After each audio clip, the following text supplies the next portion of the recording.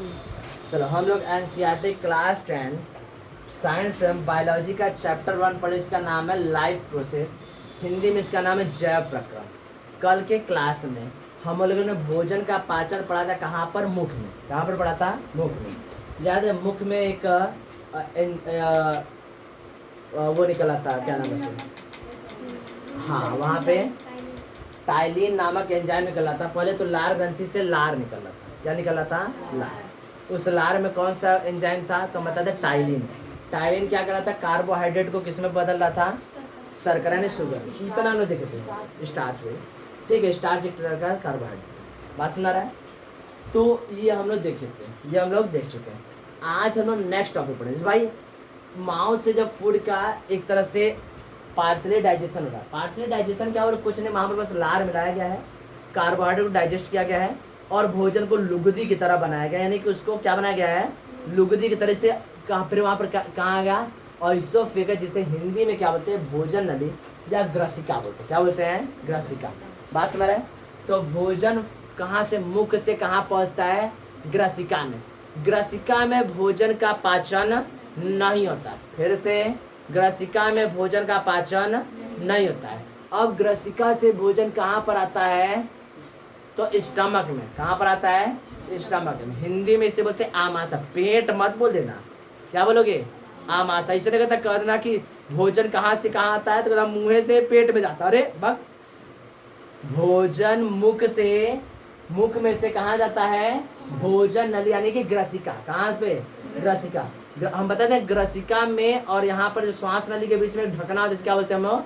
Epiglottis. नाम बताते ना, क्या नाम था? एपिग्लोटिस। नाम याद रखना। छोटे छोटे हैं लेकिन ना, जिसे कहते हैं ना, देखर में छोट लगे घाव करे गंभीर, है छोटे छोटे लेकिन आ जाएगा तो माथा चकरा देगा। ई का था ढकना, शरीर के अंदर भी ढकना होता है। काजी मतलब अजीबो गरीब बात सुना रहा है?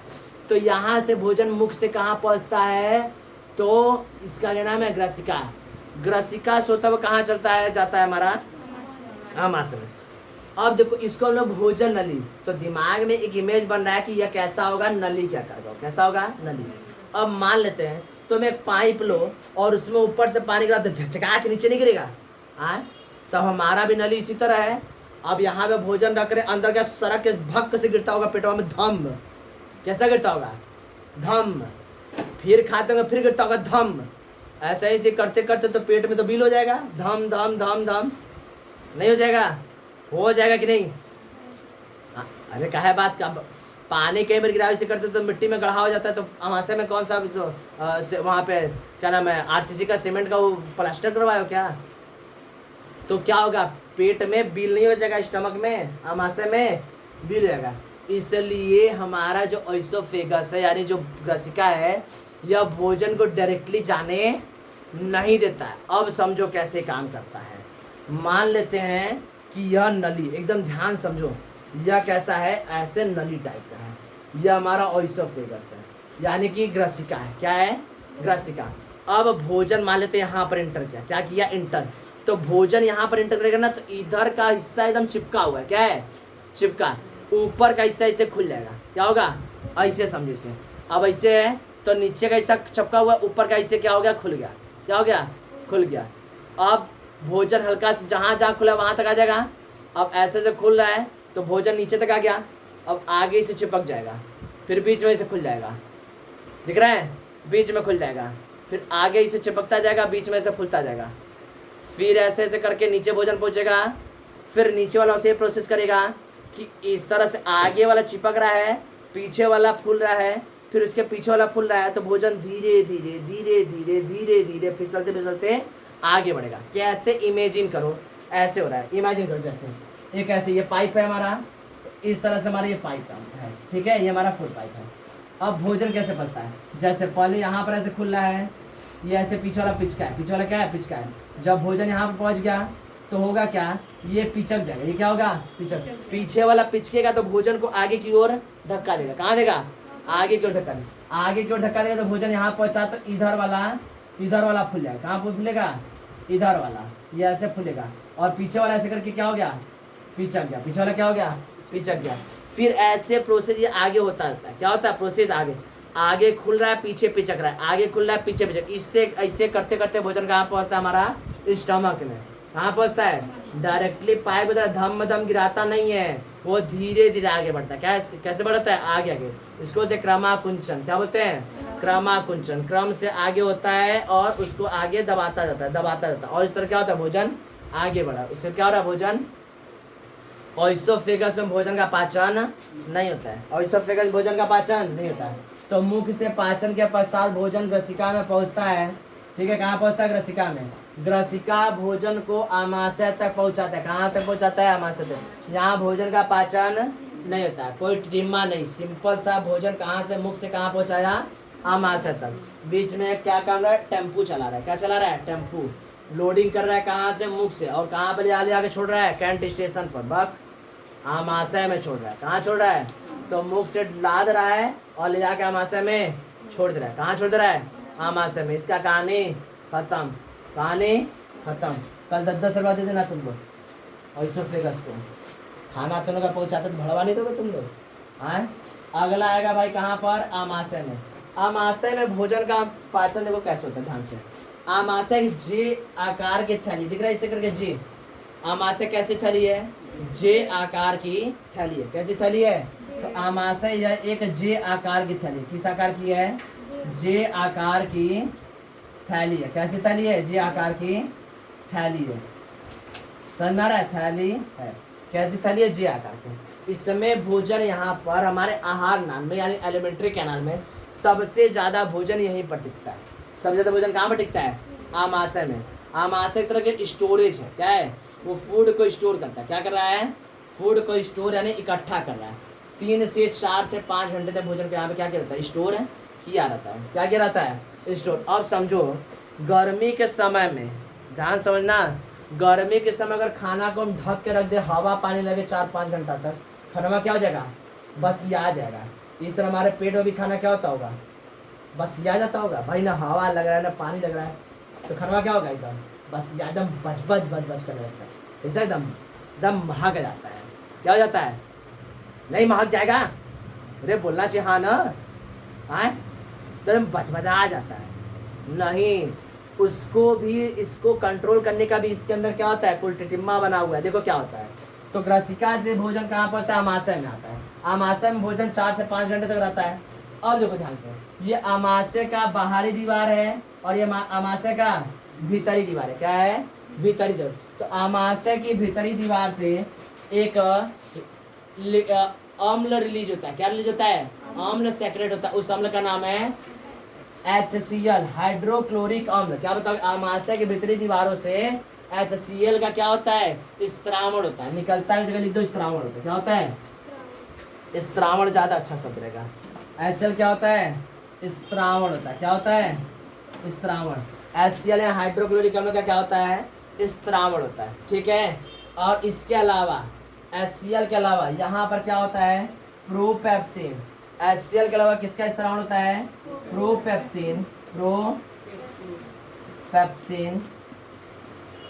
तथा प्रोरेनिन का स्त्रावण होता है। किसका होता है? प्रोपेप्सिन तथा प्रोरेनिन का स्त्रावण होता है। फिर समझो, ग्रसिका से भोजन कहाँ पर आता है? आमाशय में। आमाशय जे आकार की थैली है। यहाँ पर भोजन सबसे ज्यादा देर तक के लिए क्या होता है? ठहरता है। ठीक है। आमाशय की भीतरी दीवारों से हाइड्रोक्लोरिक एसिड का स्त्रावण होता है तथा यहाँ पर, इसके अलावा यहाँ पर प्रोपेप्सिन तथा प्रोरेनिन का स्त्रावण होता है। किसका होता है? प्रोपेप्सिन तथा प्रोरेनिन का स्त्रावण। अगला हम समझेंगे भाई HCl का क्या उपयोग है। What are the uses of the HCl? HCl क्या काम है? ये स्त्रावण हो गया। अब HCl देखेंगे क्या करेंगे, करेगा।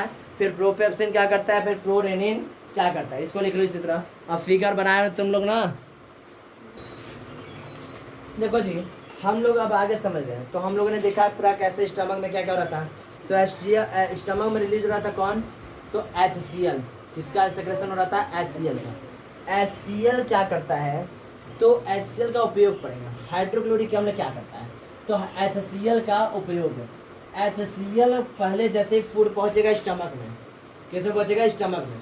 तो स्टमक में जैसे हम लोग खाना खा रहे हैं तो हमें पता है यहाँ पर ढेर सारे माइक्रो ऑर्गेनिज्म है जो हमें बीमार कर देंगे, जिन्हें पैथोजेंस यानी क्या बोलते हैं? विषाणु बोलते हैं।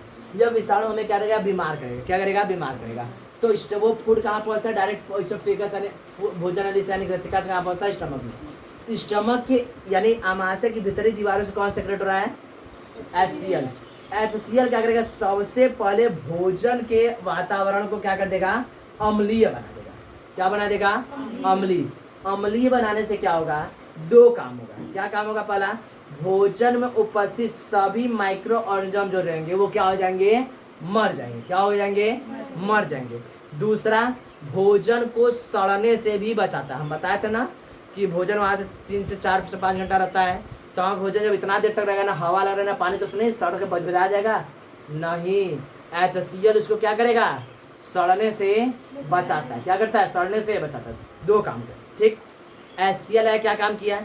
HCl सबसे पहले भोजन को पूरा क्या बनता है? अम्लीय बना देता है। क्या बनाता है? अम्लीय, जिससे भोजन में उपस्थित सभी हानिकारक बैक्टीरिया क्या होते हैं? मर जाते हैं। क्या होते हैं? मर जाते हैं। और तथा भोजन को सड़ने से भी बचाता है। ठीक, अब इसके अलावा यह जो HCl होता है, एक और निकला था उसमें, क्या बताते हम? प्रोपेप्सिन। क्या बताते हैं? प्रोपेप्सिन। HCl propepsin. देखो HCl किससे रिएक्शन करेगा? प्रोपेप्सिन से। और प्रोपेप्सिन को कन्वर्ट कर देगा किसमें? पेप्सिन में। किसमें? फिर सुनो, तो प्रोपेप्सिन HCl से अभिक्रिया करके किसमें बदल जाता है? पेप्सिन में। किसमें बदल जाता है? पेप्सिन में। तथा प्रोरेनिन भी HCl से अभिक्रिया बदल जाता है किसमें? रेनिन में। किसमें बदल जाता है? रेनिन में। अब देखो, अब ध्यान समझो, अभी देखो ध्यान से, बस प्रोपेप्सिन का सुनो। प्रोपेप्सिन बदल गया किसमें? पेप्सिन में। अब पेप्सिन क्या करेगा? भोजन जो खाए उसमें जितने भी प्रोटीन प्रेजेंट है, क्या प्रेजेंट रहेगा? प्रोटीन। उस प्रोटीन पर वो क्या करेगा? अपना प्रक्रिया करना शुरू करेगा। क्या करेगा? पूरे प्रोटीन पर वो अपना क्या करेगा? अभिक्रिया करना शुरू करेगा। कौन? पेप्सिन। और तुरंत प्रोटीन को कन्वर्ट कर देगा किसमें? प्रोटीन को कौन कन्वर्ट करेगा? पेप्सिन। किसमें? पेप्टोन्स और पॉलीपेप्टाइड में। किसमें? पेप्टोन्स तथा पॉलीपेप्टाइड में। ध्यान समझो, निकला था प्रोपेप्सिन। प्रोपेप्सिन HCl से विक्रिया कर क्या बना? पेप्सिन। और यह पेप्सिन तुरंत किससे विक्रिया करेगा? प्रोटीन से। और प्रोटीन कन्वर्ट करेगा किसमें? पेप्टोन्स में तथा पॉलीपेप्टाइड में। प्रोटीन कहानी खत्म। अब आगे समझो, इसके बाद निकलेगा प्रोरेनिन। प्रोरेनिन भी HCl से विक्रिया बनेगा। किससे करेगा? HCl से। और तुरंत इसको कन्वर्ट करेगा किसमें? रेनिन में। किसमें? अब रेनिन क्या करता है? हमारे जो हम दूध पीते हैं, क्या पीते हैं? दूध। तो ये क्या करता है? रेनिन तुरंत दूध में मिलकर दूध को फाड़ देता है। अरे बीच में से नहीं फाड़ता है, जैसे उन्होंने नींबू डाल के दूध करते, दूध फट गया तो फट के बीच से अलग अलग थोड़ी ना हो जाता है। दूध फट गया नहीं, पानी अलग होगा, उसमें उसका जो क्रीम था वो अलग, ये अलग होता है। ठीक है सर? तो दूध को फाड़ देता है। दूध क्या करता है? फाड़ता है। और फाड़ के प्रोटीन अलग कर दिया। प्रोटीन और प्रोटीन अलग होते हैं। प्रोटीन में कौन कूद पड़ेगा तुरंत? पेप्सिन। कहेगा यह प्रोटीन है, फट से कूद पड़ेगा उस पर। किस? कौन? पेप्सिन। और उस प्रोटीन को किस में कन्वर्ट कर देगा? पेप्टोन्स तथा पॉलीपेप्टाइड। पेप्टोन्स तथा, ठीक है। अब देखो, वसा रेनिन पर अभिक्रिया करेगा, किस में कन्वर्ट कर देगा? ये वसा कन्वर्ट करता है पैराकेसिन में। किसमें? पैराकेसिन में। अभी पूरी तरह से कोई डाइजेस्ट नहीं हुआ, पूरी तरह से कोई डाइजेस्ट नहीं हुआ। किसी को कोई दिक्कत, ये काम होता है कहाँ पर? हमारा स्टमक। कहाँ पर होता है? स्टमक में। अब देखो ध्यान से, स्टमक में अब देखो HCl रिलीज हुआ है। क्या रिलीज हुआ है? HCl, हाइड्रोक्लोरिक अम्ल। एकदम खतरनाक अम्ल, कंसंट्रेटेड, सांद्र अम्ल। किसी को भी जला कर राख करते हैं नहीं, लेकिन इसके बावजूद हमारा स्टमक का अंदरी दीवार एकदम मजबूत है। कैसे? क्योंकि जब जैसे रिलीज होगा HCl, वैसे ही अंदर हमारे अंदरूनी दीवार पे कौन रिलीज होता है? म्यूकस। क्या रिलीज होता है? म्यूकस। म्यूकस एक चिपचिपा पदार्थ है जो स्टमक के इनर वॉल पर पूरी तरह क्या होता है? फैल जाता है। क्या होता है? फैल जाता है। और HCl को स्टमक की भीतरी दीवारों पर डायरेक्ट कांटेक्ट होने से बचा देता है। क्या करता है?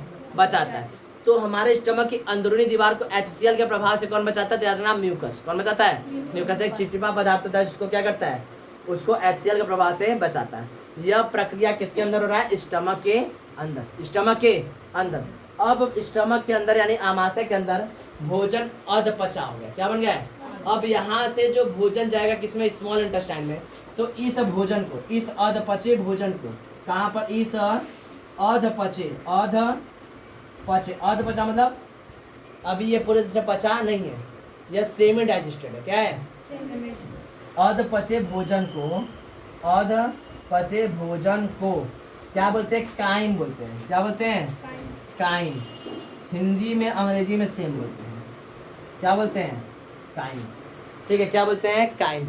अब यह काइम कहाँ जाएगा, हमारा स्मॉल इंटेस्टाइन में। कहाँ जाएगा, स्मॉल इंटेस्टाइन में। किसमें जाएगा, स्मॉल इंटेस्टाइन में। और भोजन का संपूर्ण पाचन कहाँ पर होगा, स्मॉल इंटेस्टाइन में। कहाँ पर होगा, स्मॉल इंटेस्टाइन में। स्मॉल इंटेस्टाइन में कुछ आएंगे, अलग अलग योद्धा आएंगे, अलग अलग क्या आएंगे, योद्धा आएंगे, जिसमें कौन आएगा, हमारा gall bladder, liver, gall bladder आएगा, जैसे क्या बोलते हैं हम लोग, पित्ताशय। क्या बोलते हैं, पित्ताशय। और कौन आएगा, लीवर आएगा।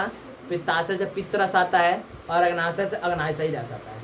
ठीक है, जिसे पैनक्रियाज बोलते हैं। पैनक्रियाज से क्या आएगा, पैनक्रियाटिक आता है। कौन आता है, पैनक्रियाटिक जूस। इस तरह से हम लोग का कहानी आगे बढ़ेगा। ठीक है, अब इसको लिख लो। अब आगे हम लोग क्या समझेंगे, लीवर के बारे में, अरे सॉरी, स्मॉल इंटेस्टाइन के बारे में।